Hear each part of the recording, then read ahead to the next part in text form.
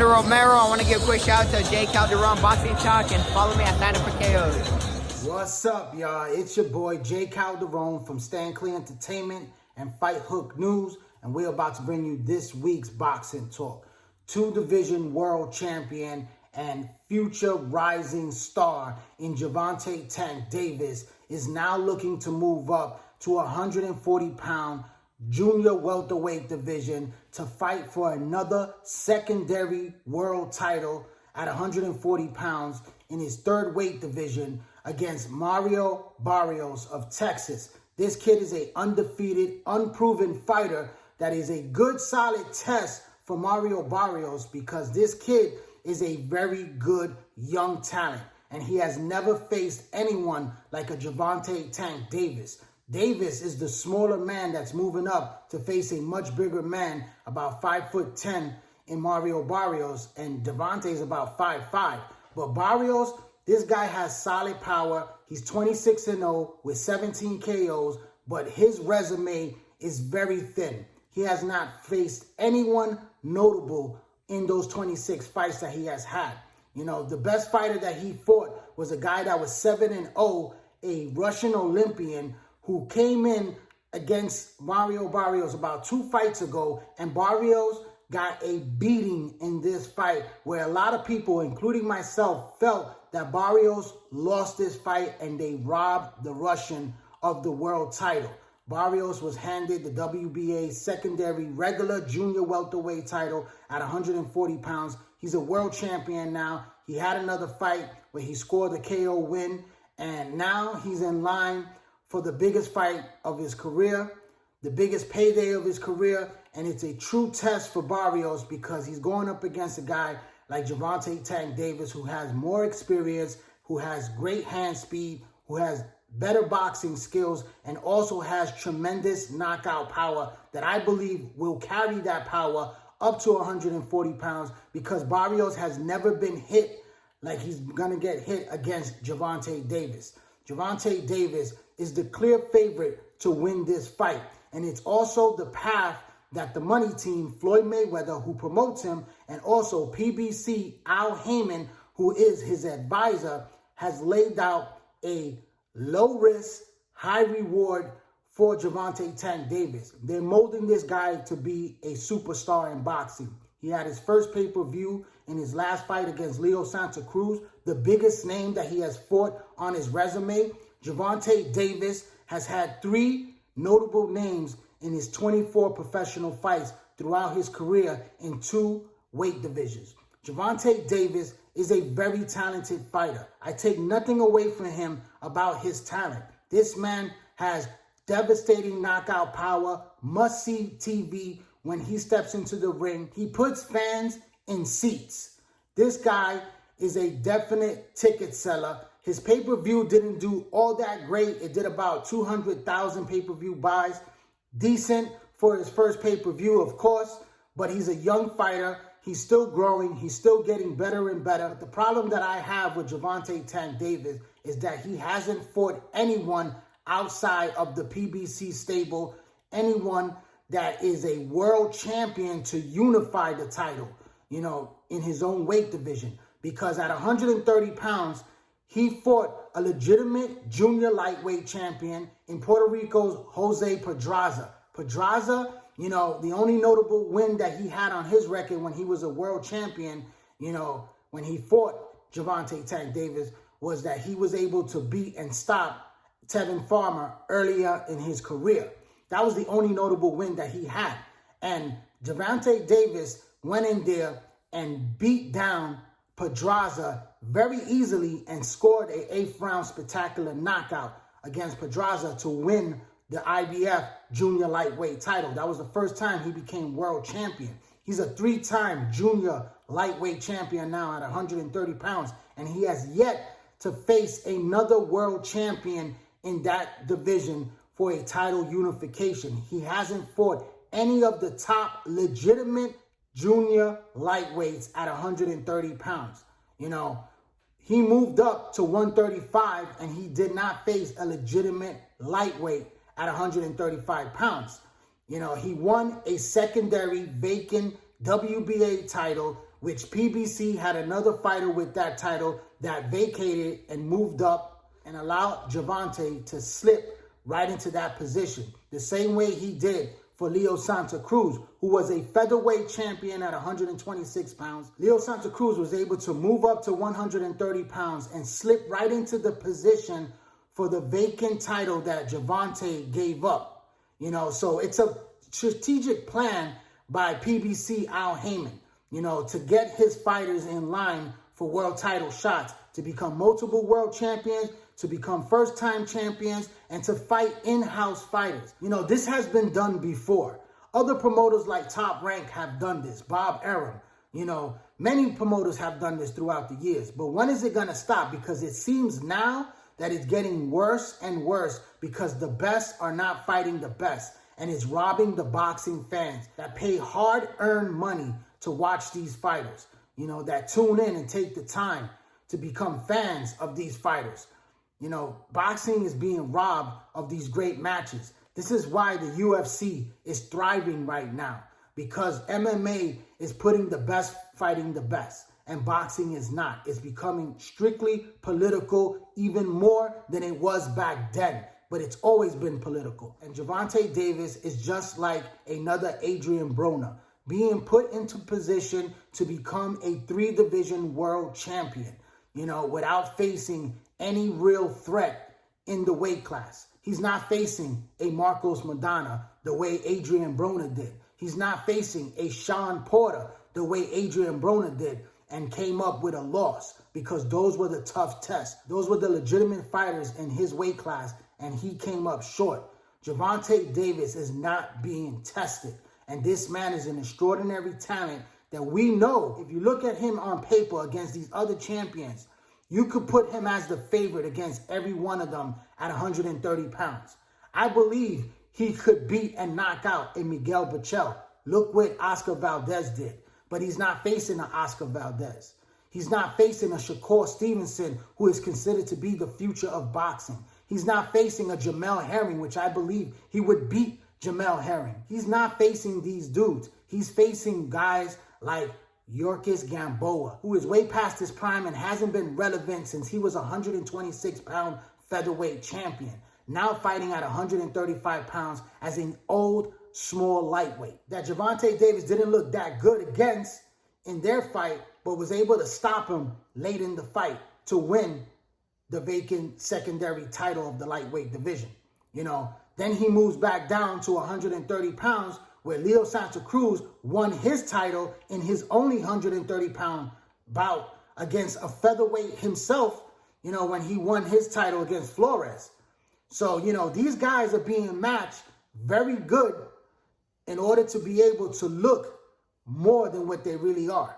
And that's where Gervonta Davis, you know, gets to have a pay-per-view fight against a Leo Santa Cruz, who is a 4-division world champion, a future Hall of Famer for sure, and a guy that has never been stopped. A great chin, but a smaller man that has been successful in the smaller weight classes, from bantamweight, 118 pounds, to junior featherweight, 122 pounds, and to the featherweight division of 126 pounds. Now he fights Gervonta Davis, who is a natural junior lightweight, you know, and this guy was able to finally discipline himself and come down in weight and make the weight and look spectacular. Now, it was a competitive fight because Leo Santa Cruz is a type of fighter that will give you a competitive fight against anyone.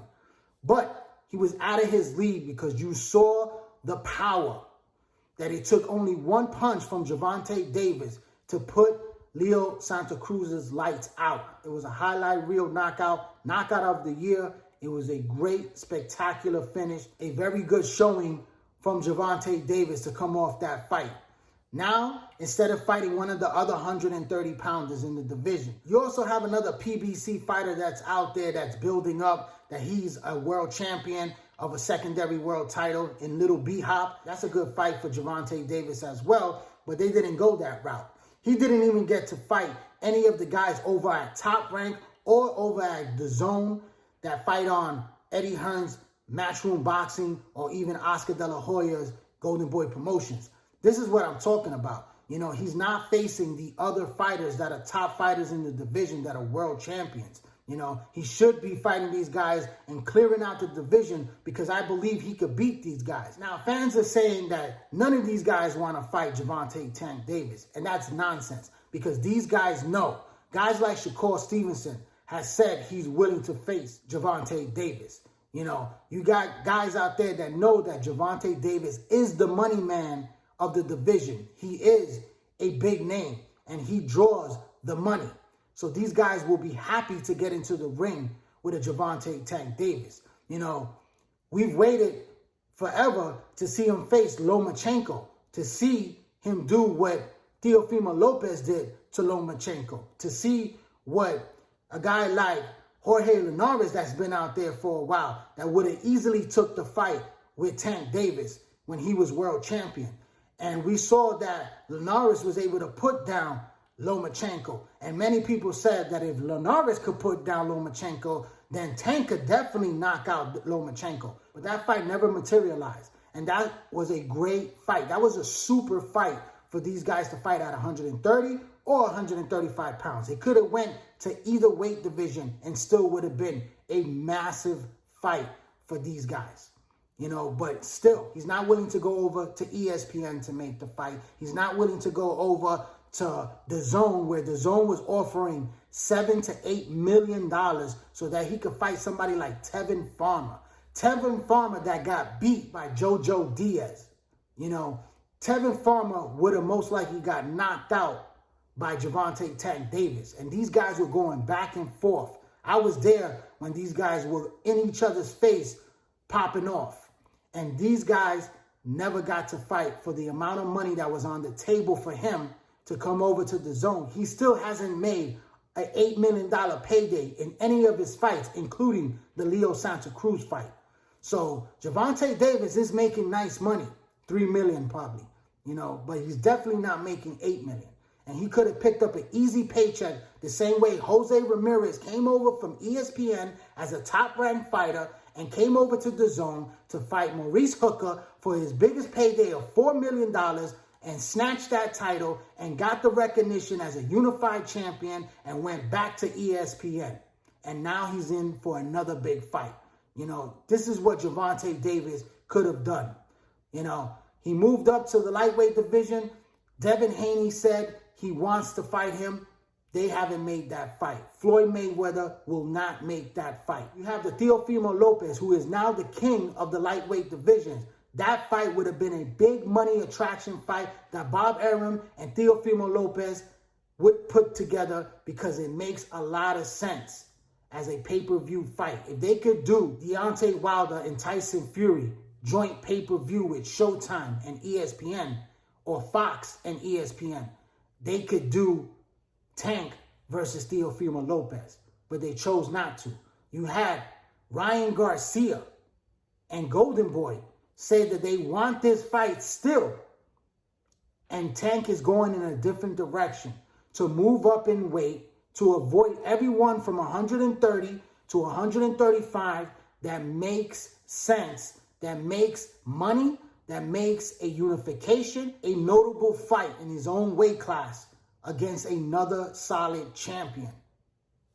And he chooses to move up to face a guy that's unproven, that hasn't been tested, against a legitimate fighter that fought and lost in many people's eyes to a guy that had 7 professional fights, that was an Olympian, that was the best name on his resume that he fought.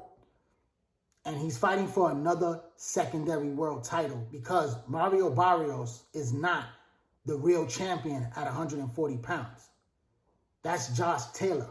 And Josh Taylor is about to fight in a unification against Jose Ramirez for the undisputed crown. And you don't see Gervonta Davis waiting in the wings for the winner of that fight, the way Teofimo Lopez is waiting in the wings for the winner of that fight. So this is what I mean with strategic moves to become a 3-division world champion, just to be like Adrian Broner, who's a 4-division world champion, and to say that, yeah, I won titles in multiple weight classes, but who did you beat? Who did you really beat for those titles. Gervonta Davis is just making easy paydays, picking up secondary titles, and calling himself the best in boxing. And that's just not true. He's never going to be Floyd Mayweather, ever, if he continues to go this route. And Floyd knows this. Floyd fought the best fights earlier in his career, and as he became Money Floyd Mayweather, he started to pick his fights, who he wanted to fight, the easier fights to make, and the right times to fight certain fighters. He never was in dangerous fights. Pacquiao fight was 6 years past due, even though Pacquiao is still relevant today. Floyd Mayweather, he was great, and he showed why he was great and that Pacquiao wasn't on his level. He also showed Canelo Alvarez, even though people say Canelo Alvarez was too young and he wasn't ready for Floyd Mayweather. Floyd Mayweather was older and he still showed that he's a great fighter.